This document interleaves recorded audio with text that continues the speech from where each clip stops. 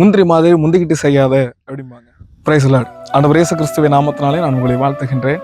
பொதுவாக நம்முடைய வாழ்க்கையில் எதையாவது ஒன்று அவசரப்பட்டு செய்துட்டோம் அப்படின்னா நம்மளை பார்த்து சொல்லும்போது இப்படி சொல்லுவாங்க, முந்திரி மாதிரி முந்திக்கிட்டு செய்யாத அப்படிம்பாங்க. நான் நின்று பேசக்கூடிய இடத்திற்கு பின்பதாக நீங்கள் பார்த்தீங்கன்னா ஒரு மரத்தை பார்க்கலாம். இதுதான் முந்திரி மரம். எங்கள் ஊரில் இதை கொல்லா மரம்னு சொல்லுவோம். இது தெரியாத நிறைய சிட்டி சைடில் முந்திரி மரம்னு சொல்லுவாங்க. நம்ம சாப்பிட்ற முந்திரி இருக்கு பாருங்க, அது இந்த மரத்தில் இருந்து தான் எடுக்கிறாங்க. இதனுடைய விசேஷம் என்ன அப்படின்னா, இந்த மரத்தில் பூ பூக்கும் போதே ஊருக்கே காட்டி கொடுத்துரும். அதனுடைய வாசம் இந்த ரோடை கிராஸ் பண்ணும்போதெல்லாம் அவ்வளோ வாசமாக இருக்கும். அப்போ நம்ம தெரிந்து கொள்ளலாம் முந்திரி மரத்தில் பூ பூத்துட்டு அப்படின்னு.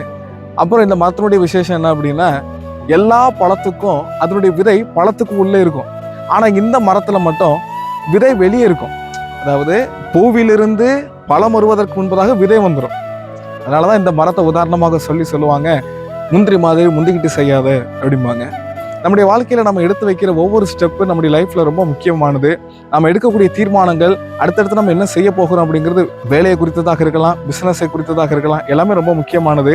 நீங்கள் எடுத்து வைக்கிற ஒவ்வொரு அடியும் ரொம்ப முக்கியமானது. முந்திரியை போல முந்திக்கிட்டு போகாம கொஞ்சம் பொறுமையா ஜெபத்துல காத்திருந்து கர்த்தருடைய வார்த்தையை கேட்டு அதன்படி உங்கள் கால்களை முன்பதாக எடுத்து வைங்க. உங்கள் காரியங்களில் கர்த்தர் ஜெயம் கொடுப்பார். ஜெயமோ கர்த்தரால் வரும். பிரைஸ் எல்லாம்.